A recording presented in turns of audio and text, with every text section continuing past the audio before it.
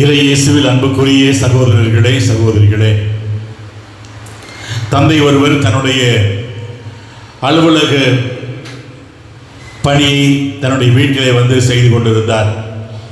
அப்பொழுது 7 வயது சிறுமி தந்தையிடம் போய், என்னோட விளையாட வாங்க என்று சொல்ல, இல்லைம்மா வேலை இருக்குமா, நாளைக்கு இது கொண்டு போய் ஆஃபீஸில் கொடுக்கணும் என்று சொல்லுகிறார். அந்த குழந்தை தந்தையை நச்சரித்து கொண்டிருந்தது. அங்கே பக்கத்திலே பழைய பத்திரிகை எல்லாம் இருந்தது.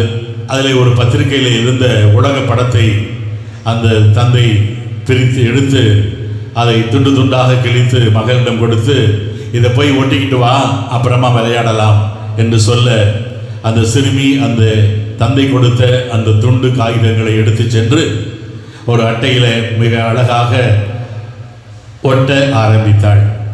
எப்படியும் ஒரு 2 மணி நேரம் ஆகும் ஒட்டி வர்றதுக்கு. அதுக்குள்ளே தன்னுடைய வேலையை முடிச்சிடலான்னு சொல்லி அந்த தந்தை தன்னுடைய பணிகளே ஈடுபட்டு கொண்டிருக்க, 10 நிமிடத்திற்குள் அந்த சிறுமி, அப்பா நான் ஒட்டிட்டப்பா நீங்கள் கொடுத்த படத்தை என்று சொல்லுகிறார். எப்படி ஒட்டினாய் என்று கேட்ட பொழுது, துண்டு துண்டாக நான் கொடுத்தேன், அதை எப்படி ஒட்டினேன், அது உலக படமாச்சே என்று சொன்னபோது நான் பிரட்டி பார்த்தேன். ஒரு பக்கத்தில் உலக படம் இருந்துச்சு, இன்னொரு பக்கத்தில் ஒரு மனிதனுடைய கை கால் உடம்பு அவனுடைய படம் இருந்துச்சு. அந்த மனிதனுடைய கை கால் தலை கழுத்து எல்லாம் நான் சரியாக வச்சுக்கிட்டு வந்தேன்னா, அப்படியே ஒட்டுனேன்னா, அப்போ இதோ இந்த உலக படம் சரியாக வந்துவிட்டது என்று அந்த சிறுமி தந்தையிடம் சொன்னாளாம். அன்புக்குரியவர்களே, இன்றைய நாளில் நாம் உலகத்தை பார்க்கிற பொழுது பல்வேறு திறனாய்வு கண்களை கொண்டு பார்க்கிறோம். பொருளாதாரத்திலே, ஆன்மீகத்திலே, அரசியலிலே, வாழ்வியல் சூழ்நிலையிலே, இயற்கையின் சீற்றங்களிலே இந்த உலகம் சின்ன பின்னமாக சிதறுண்டு கிடக்கிறது என்று பல நிலைகளிலே ஊடகங்கள் எடுத்து சொல்லிக் கொண்டிருப்பதை பார்க்கிறோம்.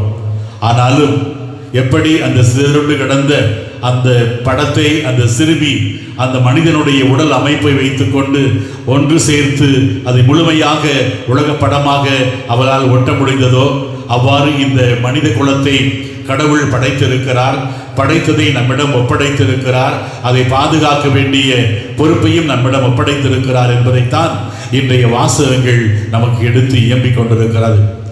குருக்கள் அணிந்திருக்கின்ற அந்த திருவுடையானது வித்தியாசமான கலரிலே பிங்கிலே இருப்பதை நீங்கள் பார்ப்பீர்கள். பிங்க் என்றாலே மகிழ்ச்சி, அது ஒரு நிறைவு, ஒரு கொண்டாட்டம்.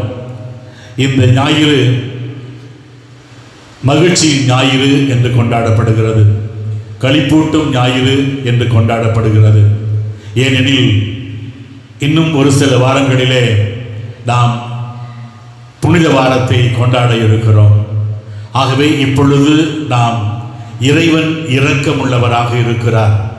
அந்த இறைவனை, அந்த இரக்கமுள்ள கடவுளை நாம் தேடி வர வேண்டும் என்ற அந்த மகிழ்ச்சியை நினைவுபடுத்த தந்தையோடு நாம் ஒப்புரவாகி அவருடைய அன்பிலே இணைந்திருக்க வேண்டும் என்பதை நினைவுபடுத்துவதற்காக இன்றைய ஞாயிறை மகிழ்ச்சி ஞாயிறாக திரு அவையானது கொண்டாடுகின்றது. இன்றைய முதல் வாசகத்திலே பார்க்கிறோம், இஸ்ரேல் மக்கள் 40 ஆண்டுகள் பாலை நிலத்திலே வாழ்ந்து பல்வேறு துன்பங்கள் மத்தியிலே அவர்கள் நிலைநிறுத்தப்பட்டு இப்பொழுது தங்களுக்கென ஒரு நாடு கடவுளால் கொடுக்கப்பட்ட அந்த நாட்டுக்குள்ளே நுழைகிறார்கள். முதலாக அங்கே பாஸ்காவை பலியாக கொண்டாடுகிற பொழுது அவர்களுக்கு இறைவனுடைய உடன்படிக்கை நினைவுக்கு கொண்டு வரப்படுகிறது. அவர்களுக்கு மன்னா என்ற உணவை கொடுத்த கடவுள் இனி அவர்கள் தங்களுடைய உழைப்பினால் தங்களுடைய பூமியிலேயே விளைகிற அந்த விளைச்சலை வைத்து கொண்டு அவர்கள் வாழ்வார்கள், உரிமை குடிமக்களாக இருப்பார்கள் என்பதை எடுத்து இயம்புகிற நிகழ்வானது என்று முதல் வாசகமாக நமக்கு சொல்லப்பட்டது. இரண்டாவது வாசமாக பவுலடியார் நாம் ஒப்புரவின் அப்போஸ்தலர்களாக வாழ அழைக்கப்பட்டிருக்கிறோம் என்று சொல்லுகிறார். எப்படி இறைமகன் இயேசு கிறிஸ்து தன்னுடைய பிறப்பின் வழியாக, பாடுகளின் வழியாக, இறப்பின் வழியாக, உயிர்ப்பின் வழியாக, விண்ணேற்றத்தின் வழியாக தந்தையாம் கடவுளோடு நம்மை ஒப்புரவாக்கினாரோ, அவ்வாறு நாமும் ஒப்புரவாக வேண்டும். இறைவனுடைய அன்புக்குள்ளே நாம் இணைந்திருக்க வேண்டும். இறைவனுடைய ஆற்றலிலே நாம் நிலை பெற்றவர்களாக இருக்க வேண்டும் என்பதை சொல்லுகின்றார். ஒரு பெரிய செல்வந்தர், அவருக்கு 2 பிள்ளைகள். அவர் நோய்வாய்ப்பட்டு படுக்கையில் இருந்தபோது 2 மகன்களுக்குமே தான் சேர்த்து வைத்திருந்த அந்த சொத்துக்களை 2ஆக பிரிக்கின்றார். 2 பக்கமும் நல்ல வீடு இருக்கிறது, நிலம் இருக்கிறது. ஆகவே பெரியவருக்கு ஒரு வீடும் 2வது பையனுக்கு இன்னொரு வீடும், அதை சுற்றி நிலம் எல்லாவற்றையும் பிரித்து வைத்து விடுகிறார். நோய்வாய்ப்பட்டு அவர் இறந்து போய் விடுகிறார். இந்த 2 சகோதரர்களும் தன்னுடைய தந்தைக்கு செய்ய வேண்டிய காரியங்களை எல்லாம் செய்து முடிக்கிறார்கள். அதன் பிறகு 2 பேருக்குள்ளே ஏதோ மனத்தாங்கல் ஏற்படுகிறது. மூத்த சகோதரன் தன்னுடைய இளைய சகோதரன் மீது கோபம் கொள்ளுகிறான். அவ்வாறு இளைய சகோதரன் தன்னுடைய பிள்ளைகள், மனைவி, வேலைக்காரர்கள் யாரும் அந்த அண்ணன் குடும்பத்தோடு பேசக்கூடாது என்று கண்டிப்பாக கட்டளையிடுகிறார். அண்ணன் குடும்பத்தை சார்ந்தவர்கள் என்ன செய்கிறார்கள்? இந்த 2 வீட்டுக்கும் நடுப்பிலே ஒரு வாய்க்காலை நோண்டுகிறார்கள். 2 பேருக்குமே தொடர்பு இருக்கக்கூடாது என்பதற்காக.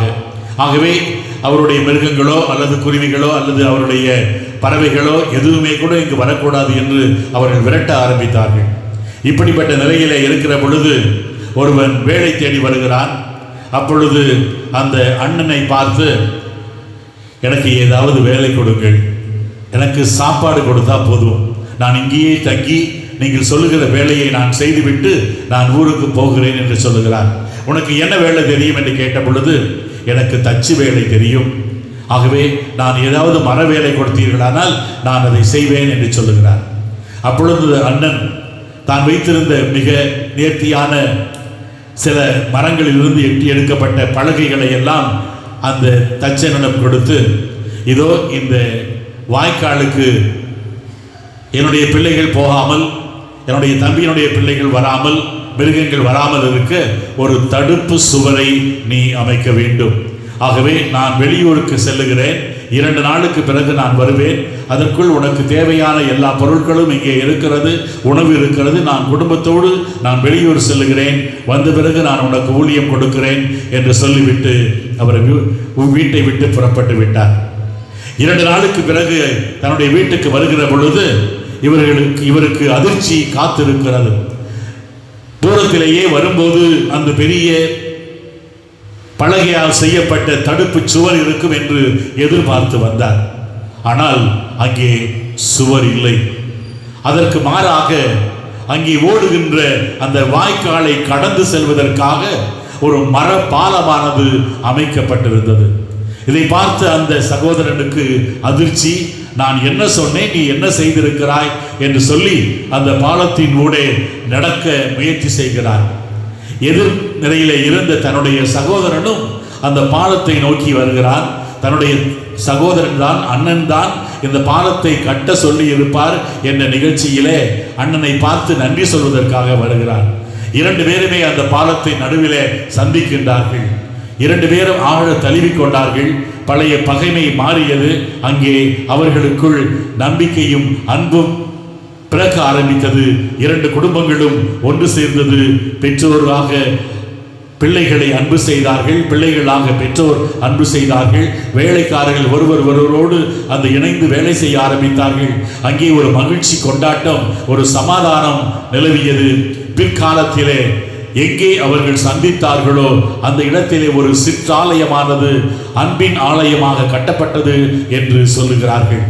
அன்புக்குரியவர்களே, அந்த தச்சனை பார்த்து அந்த அண்ணன், வேலை கொடுத்தவன் சொல்லுகிறான், இன்னும் சில வேலை இருக்கிறது, நீ செய்கிறாயா என்று சொன்ன பொழுது, இல்லை இல்லை, நான் நிறைய பாலங்கள் அமைக்க வேண்டியிருக்கிறது, ஆகவே நான் மற்ற இடங்களுக்கு செல்லுகிறேன் என்று அந்த வேலை தேடி வந்தவர் சென்று விட்டாராம். அன்புக்குரியவர்களே, என்னுடைய நற்செய்தியிலே நாம் பார்க்கிறோம், இப்படிப்பட்ட ஒரு நிகழ்வுக்காக இறைவன் நம்மை அழைக்கிறார். மற்றவர்களுடைய பாசத்தை, மற்றவருடைய அன்பை, மற்றவருடைய இரக்கத்தை காண நாம் தடுப்பு சுவர் அமைப்பதை விட பாலம் அமைக்க வேண்டும் என்ற அந்த பணிக்காக கடவுள் நம்மை அழைக்கின்றார். இந்த நற்செய்தியிலே அந்த ஊதாரி மைந்தனுடைய கதையானது நமக்கு ஊமையாக சொல்லப்படுகிறது. இந்த ஊதாரி மைந்தனுடைய கதை அல்லது காணாமல் போன மகனுடைய கதை என்று சொல்லப்படுகிறது. உண்மையாகவே இந்த நிகழ்விலே ஊதியாரியாக இருப்பது அந்த மகனை விட தந்தை. தந்தைதான் தன்னுடைய அன்பை, தன்னுடைய செல்வத்தை, தன்னுடைய உரிமையை விட்டு கொடுக்கின்ற ஒரு ஊதாரியாக இருக்கிறார் என்று நாம் பார்க்க முடிகிறது. 3 விதமான மனிதர்களை நாம் அங்கே பார்க்கிறோம். தந்தை தன்னுடைய மகன், இளைய மகன் சொத்தை பிரித்து கொடுக்க கேட்ட பொழுது கொடுத்து விடுகிறார். இஸ்ரேல் மக்கள் மத்தியில் 3 பாகமாக போட்டு 2 பாகத்தை மூத்தவருக்கும் 1 பாகத்தை இளையவருக்கும் கொடுக்க வேண்டியது இணை சட்டத்திலே சொல்லப்பட்ட வழிமுறையாக இருந்தது. ஆனாலும் தந்தை இறந்த பிறகுதான் அதை செய்ய வேண்டும். தந்தையிடம் எனக்கு பாகத்தை பிரித்து கொடு என்று சொன்னால் அந்த மகன் சொல்லாமல் சொல்லுகிறான், நீ எனக்கு தந்தையாக இருந்தால் என்ன, இறந்தால் என்ன, எனக்கு கொடுக்க வேண்டியதை கொடுத்து விடு என்று சொல்லுகிறார். அந்த தந்தையும் அவனுக்கு பிரித்து கொடுத்து விடுகிறார். அவனும் அதை எடுத்து சென்று ஊதாரித்தனமாக செலவு செய்து அதன் வழியாக பஞ்சம் ஏற்பட்ட பொழுது பன்றிகள் தின்கின்ற அந்த நெற்றை கூட அவனுக்கு கொடுக்க ஆள் இல்லை. அப்பொழுது நற்செய்தியிலே 15வது அதிகாரம் 19வது வசனத்தை சொல்லப்படுவது போல நினைவு திரும்பியதாய் அவன் இறை ஆற்றல் பெற்றவனாய் மறுபடியும் அவன் இறைவனுடைய இரக்கத்தை, தந்தையினுடைய இரக்கத்தை அவன் பெற முயற்சி செய்து, என்னுடைய தந்தையினுடைய இல்லத்திலே வேலைக்காரர்களுக்கு மிக அதிகமாக உணவு இருக்க நான் இங்கே பன்றி உணவோடு போராடி கொண்டிருக்கிறேனே என்ற எண்ணத்தோடு அவன் நினைவு தெளிந்தவனாய் புறப்பட்டு தந்தையிடம் உடனே வருகிறான். வருகின்ற வழியிலே தந்தையிடம் என்ன சொல்ல வேண்டும், பேச வேண்டும் என்றெல்லாம் அவன் யோசித்து வருகிற பொழுது தந்தை அவனை பேச விடவில்லை. அவனை காணுகிறார், பரிவு கொள்ளுகிறார், அவனை கட்டி அணைக்கின்றார், முத்தமிடுகிறார், அவனுக்கு மோதிரம் அணிவிக்கின்றார், நல்லதொரு உடையை அவனுக்கு அணிவிக்கின்றார், அவனுக்காக விருந்து ஏற்பாடு செய்கிறார். இவையெல்லாம் தந்தையினுடைய இரக்க குணமாக, அன்பின் குணமாக இருப்பதை நாம் பார்க்க முடிகிறது. இந்த நிகழ்வை பார்த்து என்னுடைய மகன் இறந்து போயிருந்தான், அவன் உயிர்த்து விட்டான், அவன் மறுபடியும் பிழைத்திருக்கிறான் என்று தந்தை மகிழ்ச்சி அடைகிறார். காணாமல் போயிருந்தான், அவன் கிடைத்து விட்டான் என்று மகிழ்ச்சி அடைகிறார். ஆனால் மூத்த மகன் வீட்டுக்குள்ளே வாழ மரமில்லாமல் வேதனையோடு இருந்த பொழுது இந்த தந்தை மறுபடியும் வீட்டை விட்டு வெளியே வருகிறார்.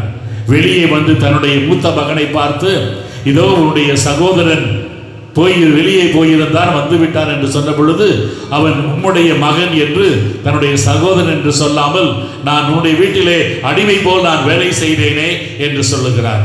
ஆகவே வீட்டை விட்டு வெளியே சென்றது இளைய மகனாக இருக்கலாம். ஆனால் மூத்த மகன் வீட்டுக்குள்ளே இருந்தாலும் அவன் வெளியே தான் இருக்கிறான். தந்தையினுடைய உறவுக்குள்ளே அவன் இணைந்து இல்லாததைத்தான் நற்செய்தி நமக்கு எடுத்து காட்டுகிறது. இந்த 3 பேரிலே நான் யார் என்ற கேள்வியை நாம் கேட்டு பார்க்கிற பொழுது பல நேரங்களிலே அந்த மூத்த மகனாக இருக்கலாம், இளைய மகனாக இருக்கலாம், அந்த தந்தையாக இருக்கலாம்.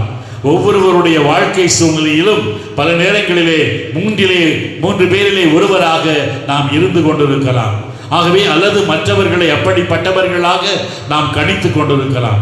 ஆனால் அவற்றையெல்லாம் விட கடவுள் இரக்கமுள்ளவர், அன்புள்ளவர், நீதியுள்ளவர், நீதியை விட அன்பை நிலைநாட்டக்கூடியவர் என்பதைத்தான் இன்றைய வாசகங்கள் நமக்கு தெள்ள தெளிவாக எடுத்து காட்டிக் கொண்டிருக்கிறது.